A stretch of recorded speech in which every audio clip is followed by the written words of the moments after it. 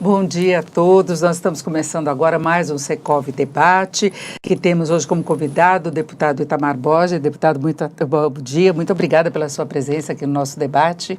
Eu que agradeço, Denise, a você, ao nosso presidente Flávio. Alegria de participar aqui mais uma vez dentro do Secov e nessa oportunidade aqui no programa. E Flávio Amari também com a gente hoje. Nós vamos discutir perspectivas do setor da habitação, da construção. E eu lembro que você pode nos acompanhar pelo Facebook e depois, se não conseguir acompanhar o programa, pode sempre conferir, inclusive os anteriores, no YouTube, no canal do Secov, ou então pelo Facebook mesmo. E eu gostaria de começar perguntando para o deputado aí, como é que o senhor vê as ações na área habitacional, porque a gente parece ter uma carência eterna nesse setor, né? Além de várias outras carências que nós temos do ponto de vista da sociedade brasileira, habitação. Nós temos vários programas em andamento, mas sempre com a necessidade de acelerar mais, não? Muito. Eu acho que eu tenho acompanhado bastante com o presidente Flávio, com o Secov. Lá na Assembleia nós temos a Frente Parlamentar da Indústria da Construção, que eu presido, com o apoio de 62 parlamentares, sindicatos do setor, em especial a presença do Secov no grupo de trabalho, na agenda habitação, e esse déficit incomoda muito a todos nós. São Paulo, nós temos aí no Brasil 6 milhões, né? Mais ou menos 6 a 7 milhões. Né? O déficit de São Paulo, 1 milhão e... Uns 30% mais ou menos do estado de São Paulo. Mais ou menos, 400. Quer dizer, um déficit muito grande. Se você acompanhar na velocidade que vem acontecendo os investimentos, em especial para os financiamentos, você teria aí uma expectativa de 30, 40 anos para suprir esse déficit. Então tem que ter uma política de investimento maior, mais focada, e é esse o propósito que se busca, tanto nas linhas de crédito, quanto no papel do governo do Estado, na busca de financiamento.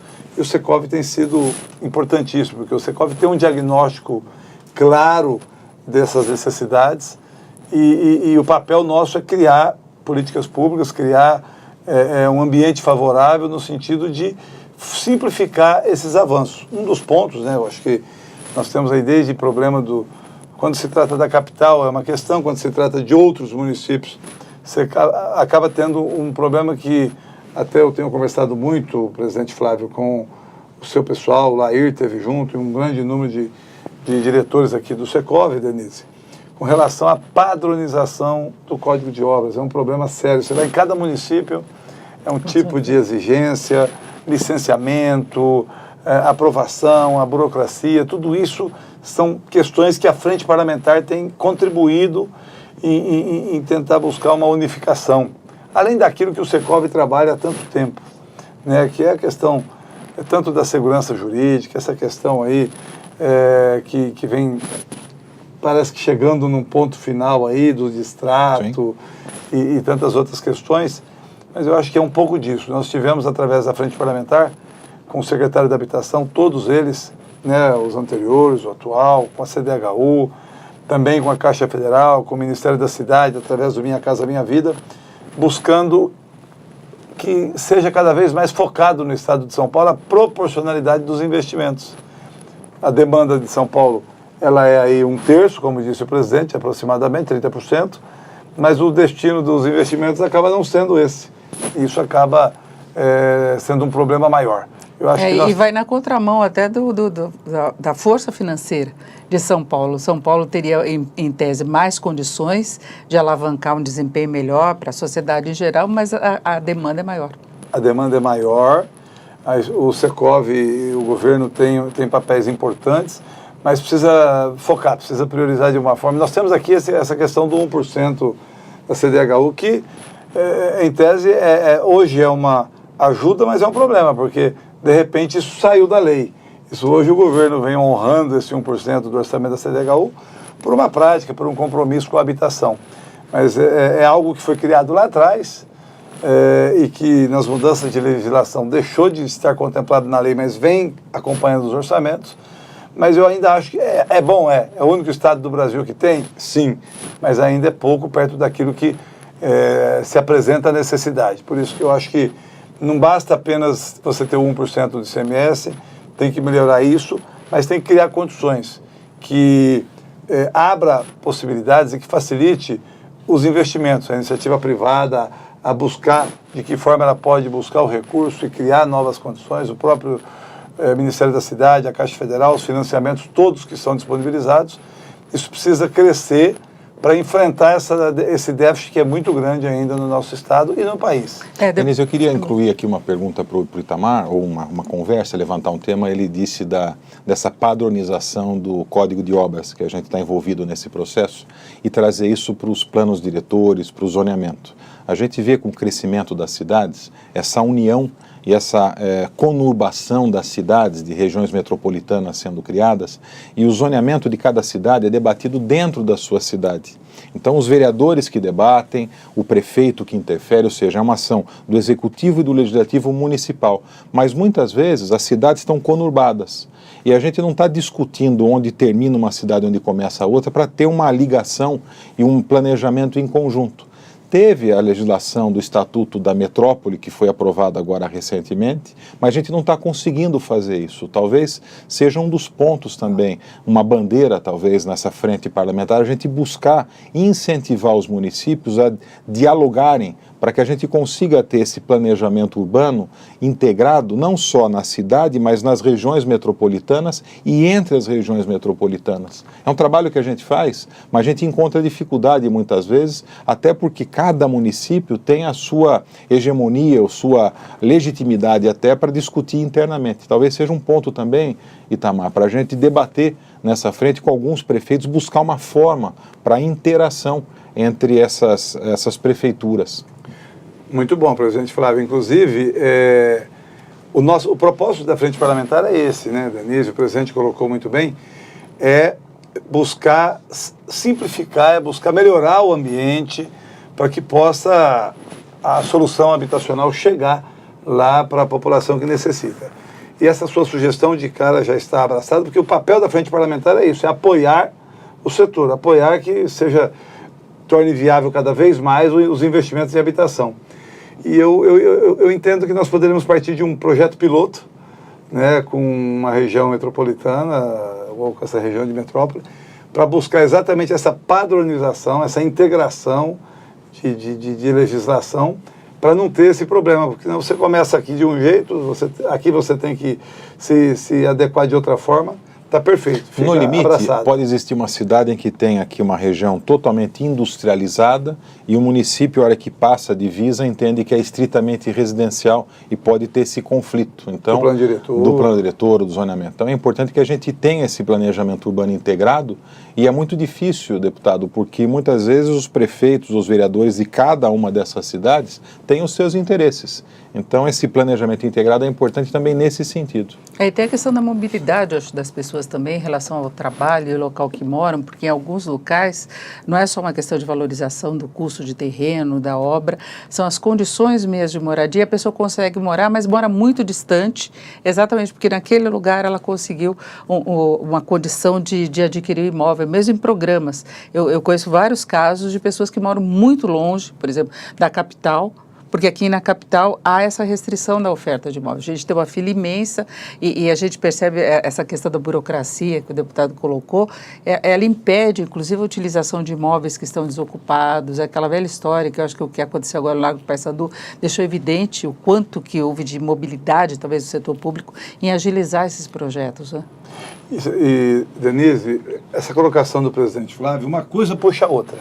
Quando você fala de planejamento urbano integrado, você está definindo aí o desenvolvimento urbano na questão habitacional, enfim, comercial, padrão, toda essa questão, mas você acaba também, que é um pouco do que busca as regiões metropolitanas, tendo uma solução de transporte público integrada, de solução de resíduos sólidos. Uma coisa diminui custo, reduz custos, padroniza e ajuda que o desenvolvimento seja... Ajuda um pouco, Denise, porque o deputado já foi prefeito algumas vezes, então ele conhece os problemas do município. E esse planejamento urbano tem uma relação direta com os problemas de cada um dos municípios. Então isso ajuda até a gente poder, dentro da frente parlamentar, buscar, como a gente tem feito até, todos os problemas em que a gente tem em nível estadual, embora até tenha menos interferência da legislação estadual na nossa atividade, mas muitas coisas que acontecem, o Itamar dentro da Assembleia acaba acaba trabalhando em conjunto, agregando deputados, defendendo os interesses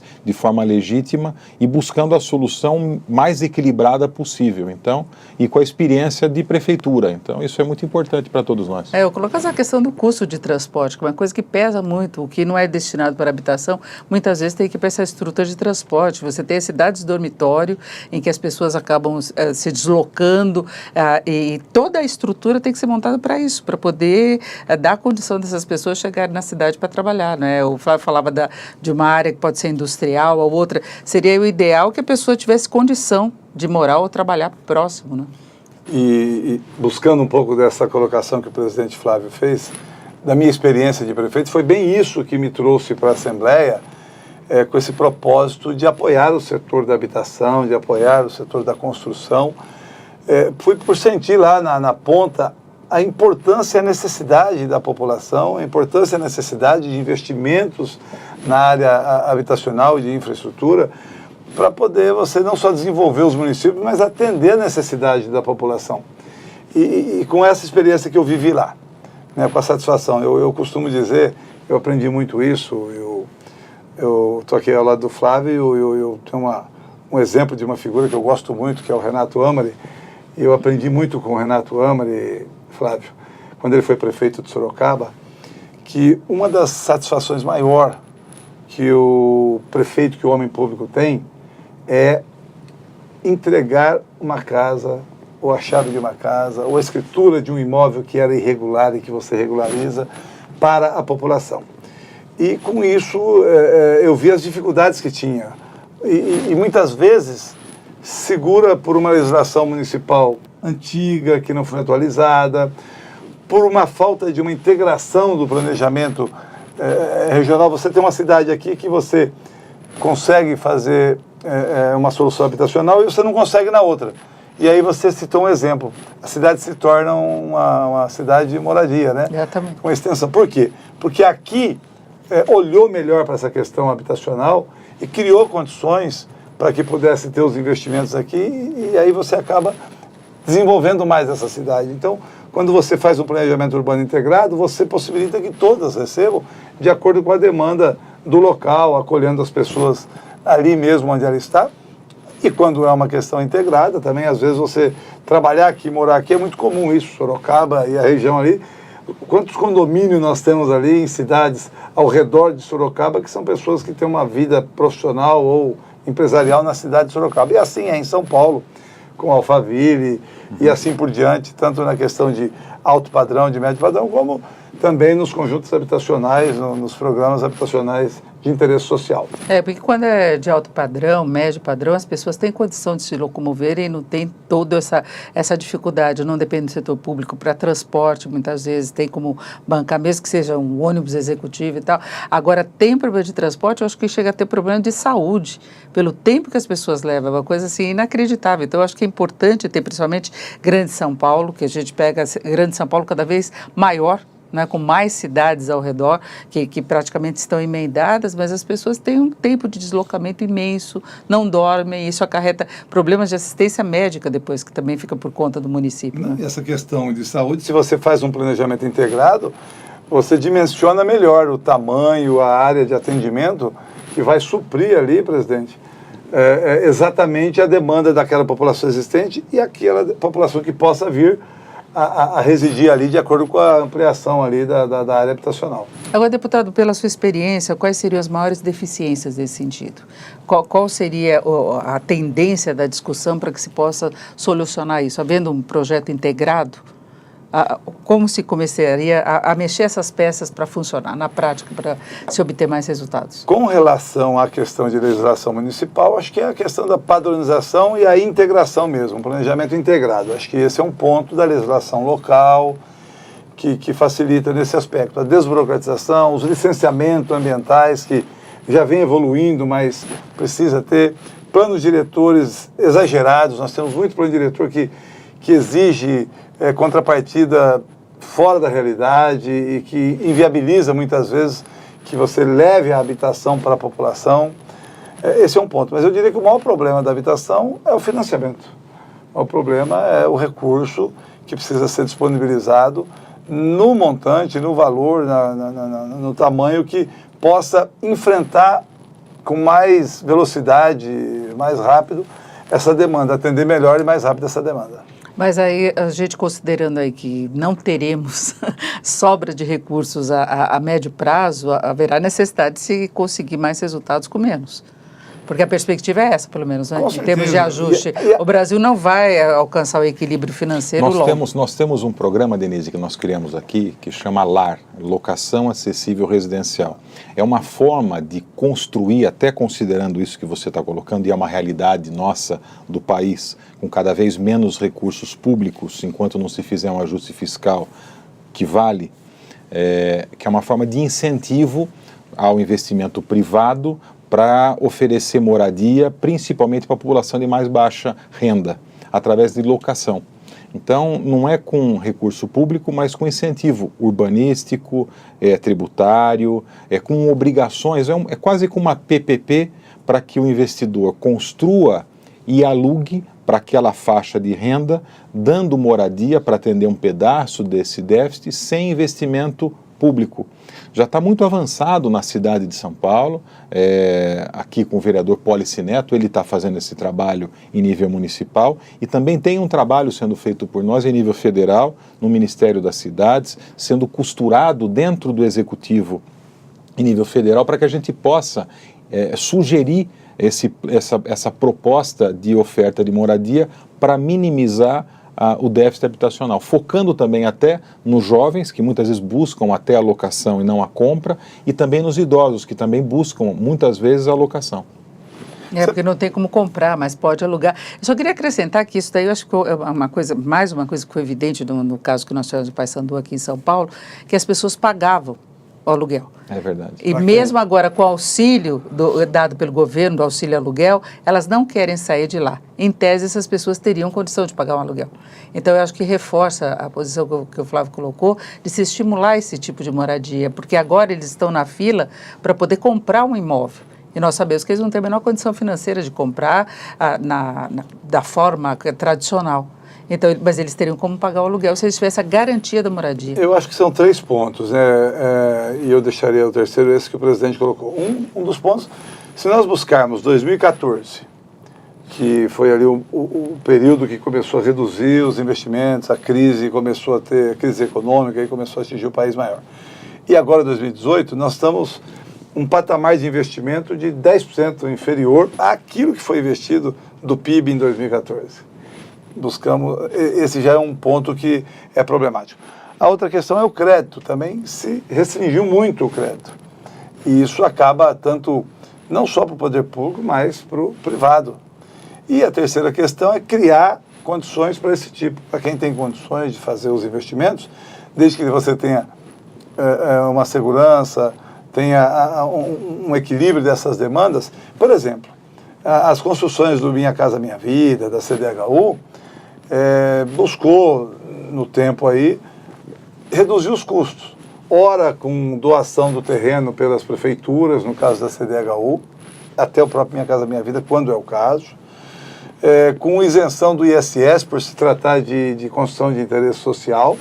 Ainda, às vezes, tem municípios que resistem a isso, acaba tendo aí uma questão nesse aspecto, e até tem sido um papel da Frente Parlamentar, que é mostrar para os municípios a importância de que todo mundo tem que fazer a sua parte. O município tem que dar a sua contribuição para que possa a habitação chegar o quanto mais e melhor e num custo menor para a população. E para isso tem que ter essa contrapartida do município, o Estado aparelhar melhor a sua estrutura de licenciamento, de liberação. Às vezes, do dia que você lança um programa até você começar a construção de uma casa, é uma distância muito grande. Nós não podemos viver com esse tempo que acontece aí, tão distante ainda, que é entre o anúncio e efetivamente o início da obra e até a própria entrega. A entrega vem melhorando muito nesse aspecto. Cada dia se aperfeiçoa mais, moderniza mais, o tempo de construção vai encurtando, mas aí é um conjunto.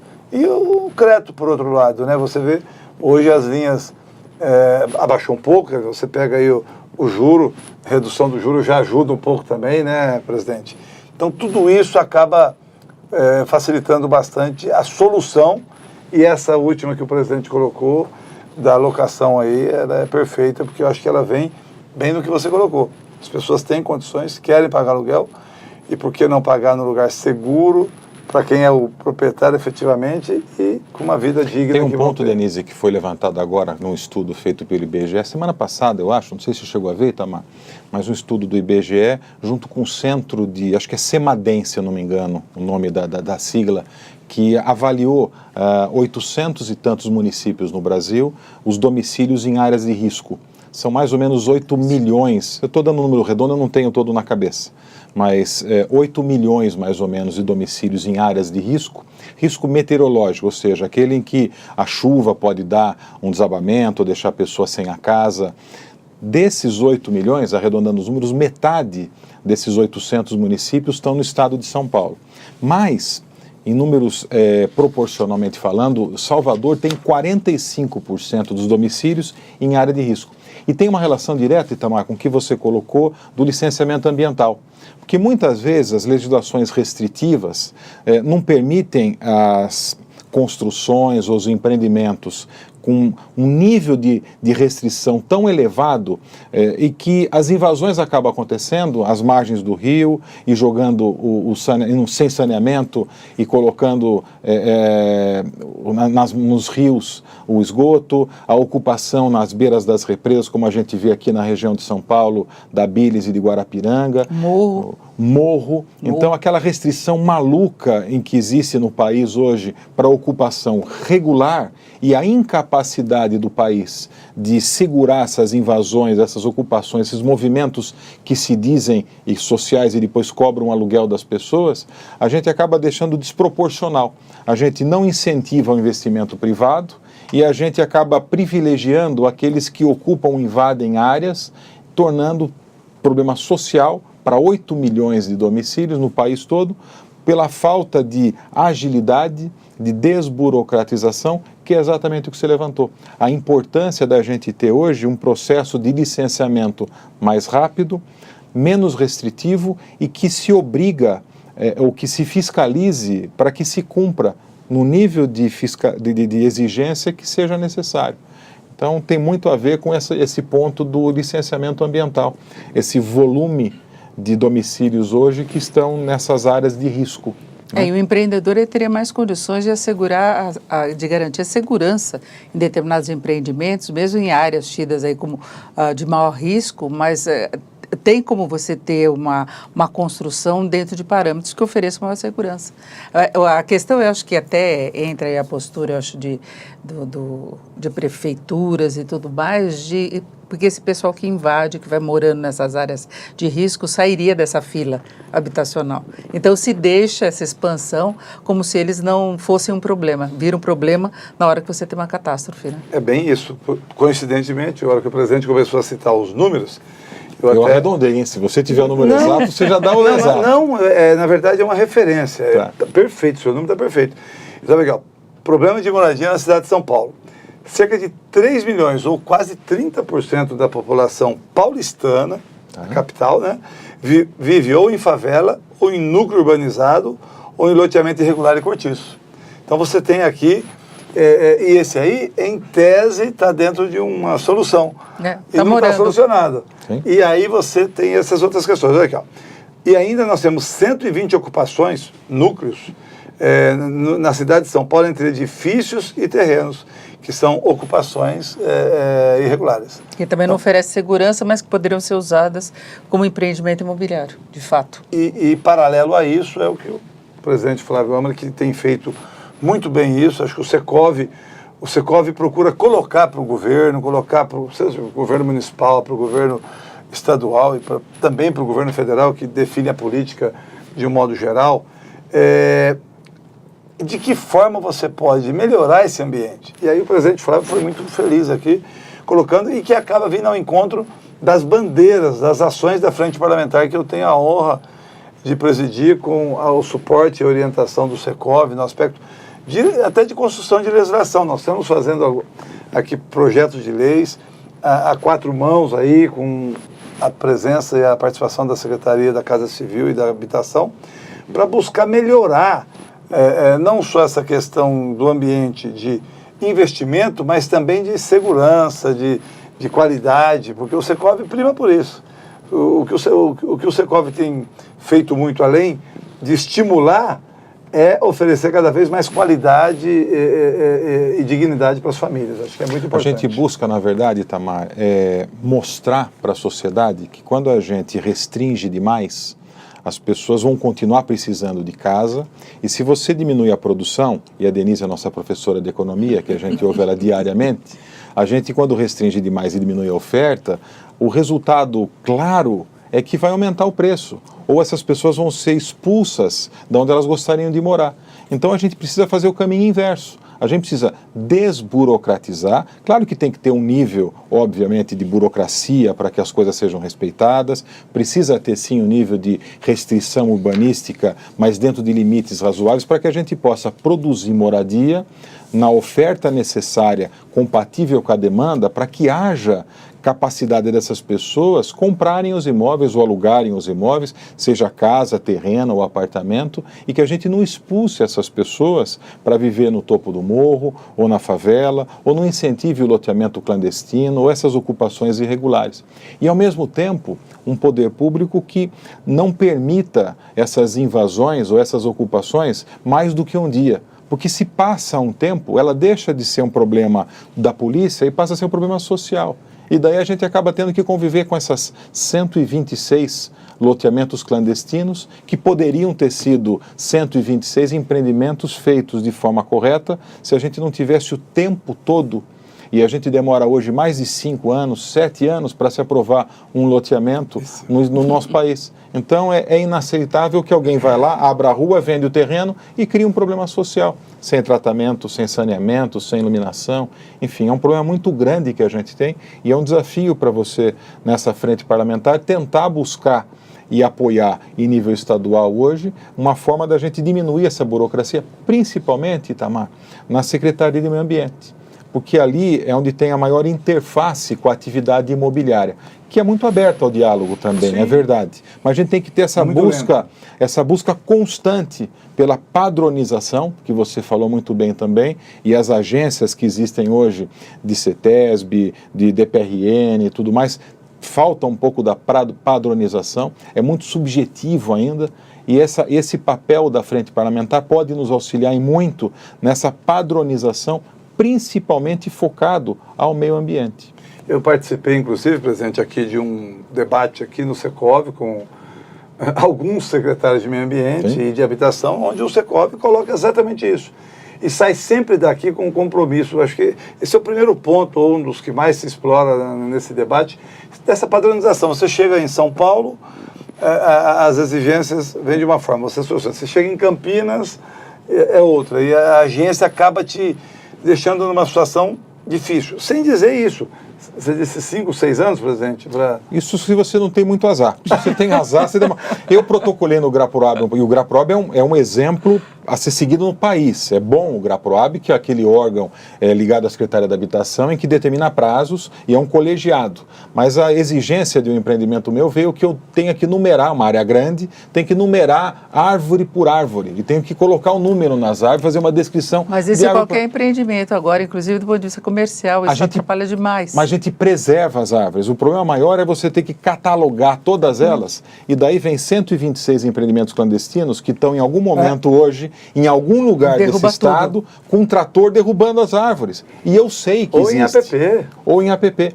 Então a gente precisa ter um equilíbrio onde a gente não seja tão restritivo aqui, e a gente tem que preservar o meio ambiente, eu não estou defendendo o contrário, tem que ser preservado o meio ambiente, mas em que a gente não permita, e com fiscalização dura, para esses empreendimentos clandestinos não aumentem, porque tem aumentado ainda, Itamar. Pela falta de fiscalização hoje, tanto de secretarias, até de efetivo de polícia. Então é importante que haja esse equilíbrio. E até por culpa da demora de permitir que o investimento aconteça, porque se o investimento acontece, você vai evitar uma ocupação. Claro. E você vai ocupar de forma em cima do investimento que foi realizado. E é inadmissível. Eu trabalhei na Secretaria de Meio Ambiente, depois que eu deixei a prefeitura. Eu fui prefeito por 3 mandatos em Santa Fé do Sul. E antes de me tornar deputado, eu fiquei 2 anos coordenando o programa Verde e Azul na Secretaria de Meio Ambiente. E foi um momento que nós avançamos muito, que eu fazia isso. Meu papel lá era trazer o poder público e o privado para dentro da secretaria para dialogar e encontrar solução para aquilo que era uma reclamação constante da resposta que a secretaria não dava. Conseguimos avanços importantes, como isso continua acontecendo, mas está muito distante, não tem cabimento. Eu não sei se você tem, presidente, em outros países, o tempo que nós demoramos 6, 7 anos, como que funciona em países mais desenvolvidos, mas com certeza deve ser 5, 6 vezes mais rápido. Não, o Brasil gosta de complicar, né? O Brasil, tradicionalmente, todas as áreas. E o custo? Você encarece. Você encarece lá na ponta. Um imóvel que poderia ter um custo mais acessível, ele acaba sendo onerado em 5% e 10%. E, Denise, algumas coisas as pessoas nem ficam sabendo. Nós monitoramos mais de são centenas de projetos de lei que a gente monitora hoje, de ações isoladas. O Itamar tenta ajudar a gente na Assembleia quando acontece alguma coisa em nível estadual, mas tem muita coisa acontecendo em todos os níveis, em várias cidades, em que nós estamos numa direção oposta. Ou seja, em vez de pensar em formas de aumentar a fiscalização daqueles que fazem errado e de deixar menos restritivo para aqueles que fazem certo, a gente está fazendo o oposto. E a gente fica apagando incêndio todos os dias, em todos os níveis, para que a gente não diminua ainda mais a oferta de moradia, porque vários desses projetos acabam aumentando o prazo em vez de diminuir. Então, é ruim para todos nós isso, mas a parte boa é que a gente tem alguns parlamentares que nos ajudam nesse processo para evitar com que dê sequência vários desses projetos que trariam mais prejuízo ainda para todos nós. Agora, eu acho que não é só uma questão que envolve a área habitacional popular, da população mais carente. Eu acho que esse tipo de burocracia, demora na aprovação, acaba afetando todo o setor imobiliário e encarecendo produtos. E aí você tem, muitas vezes, o preço incompatível com o padrão de vida das pessoas. Então, são os jovens, como a gente já tinha colocado, que querem ter uma casa própria, é uma demanda que às vezes não é contabilizada, mas ela existe também, porque quando chega no mercado para comprar, mesmo tendo renda, não consegue pagar. Né, a questão de financiamento, do custo do imóvel. Então, ele gostaria de ter o imóvel, mas ele não vai custar o imóvel, que vai comprar um que vai custar caro demais para ele, mas que não é do padrão adequado que ele gostaria de viver. Né, a gente tem esse problema também. E você gera problema com essa demora, você gera no custo lá na ponta, mas você gera um outro tipo de problema.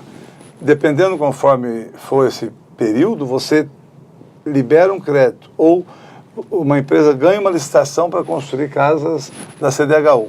Demora para liberar o início, demora no cronograma de pagamento. Às vezes o Estado faz ali uma coisa que pode ser construída em 6 meses, 8 meses, você faz um cronograma de 24 meses, você onera tudo isso. Você cria problema para o Estado, que vai ficar mais caro, e pode criar problema para as empresas que geram emprego, que fazem parte da economia, da atividade econômica importante do Estado, até de ter problema interno de sobrevivência em virtude daquela penalização que o contrato público, que a insegurança jurídica, que a falta de equilíbrio acaba gerando para o investidor. Acho que é outro ponto importante. Então você tem que olhar todas as pontas. Não adianta, o negócio não pode ser bom para um, tem que ser bom para todo mundo. Ele tem que ser bom para quem vai ser beneficiado, porque é interesse social.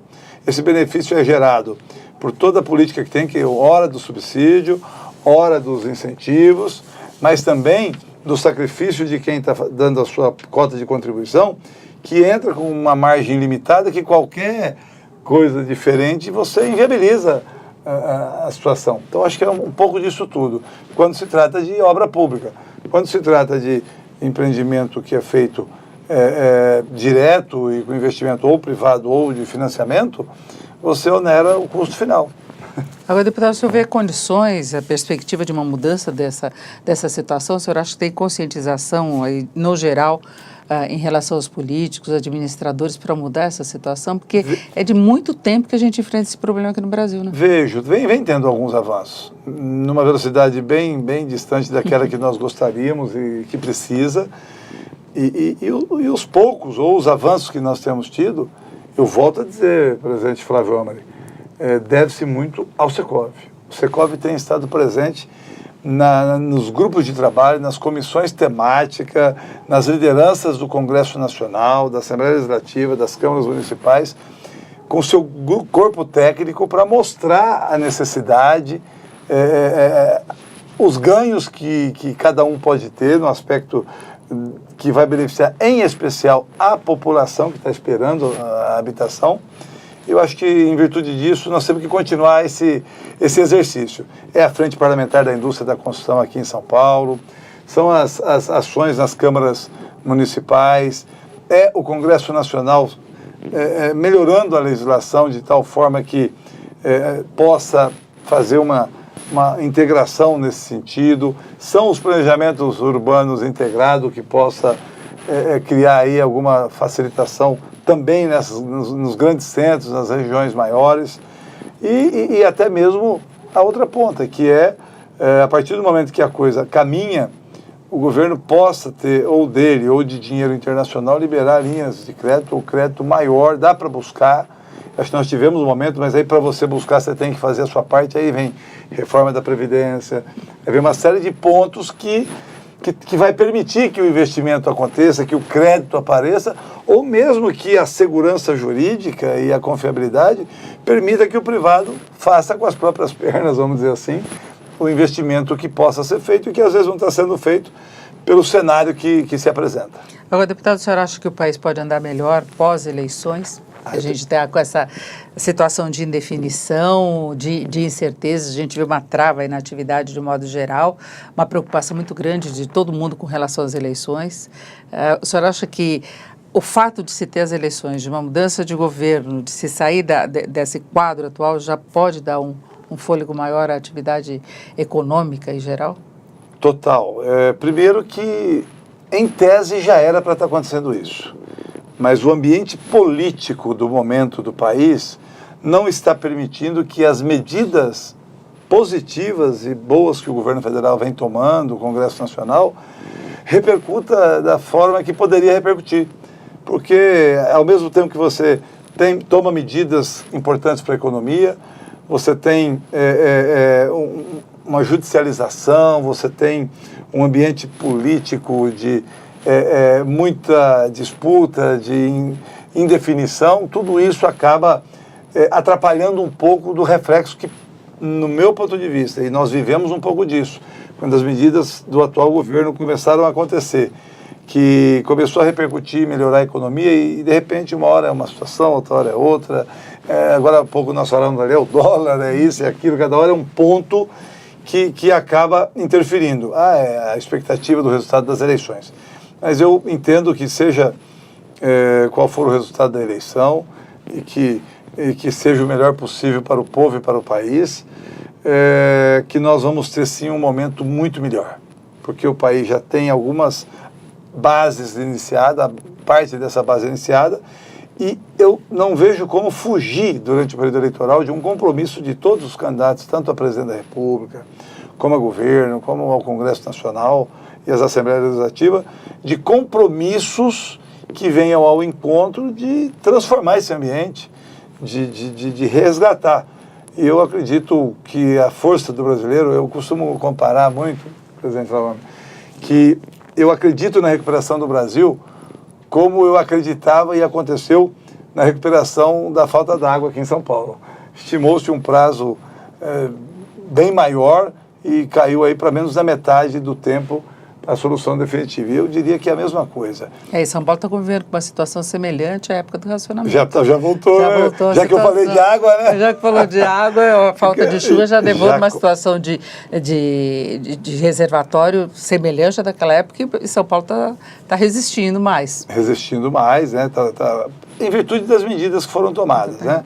Então eu entendo que vai ser um pós-eleição positivo, um primeiro ano de providências, de medidas. Mas teve uma mudança de governo, não tem aquela fase de ajustamento, de troca, porque a gente sabe que quando entra muda a máquina toda. Então você tem mudança no primeiro escalão, segundo escalão, terceiro escalão, e vai se reorganizando. Eu acho que recomposição política, Congresso, tudo isso não pode atrasar determinadas decisões? Eu acho que está muito maduro. Eu sinto que está muito maduro. E não dá, todo mundo já entendeu que não dá para atrasar decisões.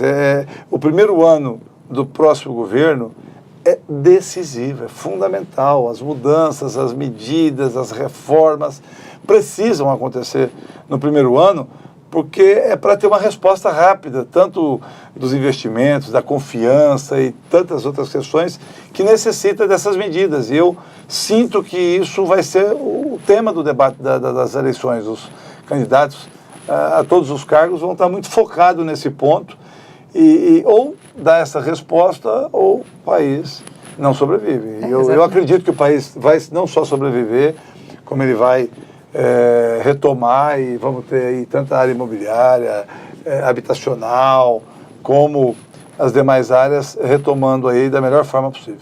A gente não sabe em relação à eficiência, mas todos os candidatos sempre defendem a habitação, né? Com certeza, aí precisa. Essa é uma área que está entre as prioridades sempre, né? Mas olha os números, não tem... Ou investe em habitação, ou você vai continuar com outros problemas, porque parece que não, né? Você investir em habitação, você vai diminuir uma série de custos, de saúde, de tantas outras situações existentes, e que isso uma coisa puxa a outra. Acho que falta um pouco olhar que destinar mais recurso para a habitação vai reduzir custos em outras áreas. E com isso dar uma resposta mais rápida na área habitacional. Eu acredito que, e o Secov tem esse papel importante, e os presidentes têm essa consciência, e a população está esperando e está cobrando isso, que nós vamos ter aí compromissos, e mais do que compromisso, que é a sua preocupação. Você tem o compromisso, mas você tem a transição, né, a fase de adaptação. Mas eu acho que essa transição, essa fase de adaptação, obrigatoriamente, necessariamente, será muito rápida. Porque no âmbito federal vai ser uma situação muito complicada de ajuste das contas, tem o limite de teto de gastos, aí pode ter implicações, inclusive em áreas prioritárias, pega habitação, educação, nem todos os candidatos, saúde. Itamar, têm falado a forma como você disse, e é que a gente gostaria que eles falassem. Muitos candidatos até já têm se posicionado contrário a algumas reformas. Alguns candidatos dizem até em revogar algumas das reformas que nós já fizemos. Então, é um momento muito importante, porque a habitação, o crescimento econômico passa pela habitação, pelo emprego, pela renda, pela necessidade, pela vontade, pela saúde, enfim. Mas a habitação também precisa da economia. E para a economia poder retomar o crescimento, a gente precisa de um compromisso desses candidatos justamente nessa direção. Mas alguns ainda estão segurando, e preocupante até, alguns estão indo contrário a esse posicionamento. Espero a instabilidade que do mercado financeiro vem exatamente disso. E a queda da confiança dos empresários também. A gente tem uma situação difícil hoje, mas a queda da confiança geral que a gente está vendo é muito em relação ao posicionamento de candidatos que estão despontando as pesquisas, né? Eu vou dizer aqui, eu não quero dizer que os candidatos estão falando uma coisa e pensando outra. Longe disso. Eu acredito até que os candidatos estão, sim, alguns colocando dessa forma que você colocou, presidente, mas por mais que ele coloque isso, a hora que ele chegar e assumir o governo e enxergar na transição ali qual é a necessidade do governo, ele próprio que pensava isso, se por acaso ele se tornou presidente, e eu espero que se torne presidente quem tem a responsabilidade e compromisso com esse tema que nós estamos falando aqui, e se acontecer de não ser, e venha a ser alguém que não tem esse compromisso, eu tenho confiança e quase que convicção, é difícil falar isso, de que ele sabe que ele vai chegar ali e vai ter que voltar e dizer, olha, eu até não queria fazer isso, mas ou eu faço isso ou nós não vamos ter um Brasil para os brasileiros mais. Entendi. Essa é a realidade. Eu gostaria de acreditar nesse bom senso, 100%. Senão, nós vamos para onde? Eu não confio. Vamos para o nosso passado recente mostrou que nem sempre o bom senso prevalece, né? Mas eu acredito e espero, e se não prevalecer o bom senso, que Deus abençoe a cabeça do eleitor e que coloque preste atenção lá, nisso, né? Preste bastante atenção nesse aspecto para que nós tenhamos lá alguém que vai cuidar do país, e não é cuidar do país, é cuidar do povo brasileiro. Muita gente pensa que é aperto financeiro, ajuste fiscal, é um pouco de maldade, é austeridade exagerada, e não é. Ou se trata desse assunto seriamente, ou o Brasil não segura, né? Não sobrevive. É isso. Deputado, mais alguma observação? Estamos chegando ao final? Não, acho que é importante essa iniciativa. Aliás, quero parabenizar, presidente, essa iniciativa do Secov de trazer esse debate para cá, de conversar com o empresário, conversar com o cidadão, conversar com a população, conversar com o setor econômico, enfim, mostrar a realidade, mostrar o quanto o Secov tem feito, quais os problemas que existem, o que nós podemos juntos fazer, né, o que o vereador pode fazer, a Câmara Municipal pode fazer, o que o deputado estadual pode fazer, o que o deputado federal, o senador, o que o governador, o presidente, o que cada um pode fazer para melhorar. Eu acho que esse programa, esse debate aqui do Secov, ele traz para a população aquilo que no dia a dia o Secov tem dialogado, tem levado de propostas, de sugestões e que precisa de medidas de providência. Agradeço muito essa oportunidade. Eu já tenho uma ação de parceria com o Secov na Frente Parlamentar da Indústria da Construção, Denise, presidente Flávio Amari, e saio daqui com mais aprendizado ainda para que nós possamos aperfeiçoar essa parceria e buscar melhorar esse ambiente, no aspecto de reduzir tempo, né, dar segurança, melhorar a confiança, enfim, contribuir com a população até e com o Brasil e com o Estado do aspecto da gente poder trazer um ambiente e soluções que leve lá na ponta mais rápido possível aquilo que vai beneficiar a nossa população. Então, muito obrigado, Denise, obrigado, presidente Flávio, e parabéns ao Secov por essa iniciativa e por essa oportunidade que me dá de vir aqui e falar um pouco e levar daqui mais compromisso de continuar apoiando a causa. Obrigado, Itamar, a presença sua, mais uma vez aqui conosco, sempre presente aqui no Secov e sempre também com o gabinete aberto, nos recebendo lá na Assembleia Legislativa. Obrigado. E vamos terminando por aqui o nosso Secov Debate. Eu lembro que o programa na íntegra fica disponibilizado depois no canal do YouTube, no Facebook também do Secov São Paulo. Muito bom dia para vocês. Obrigada, até a próxima.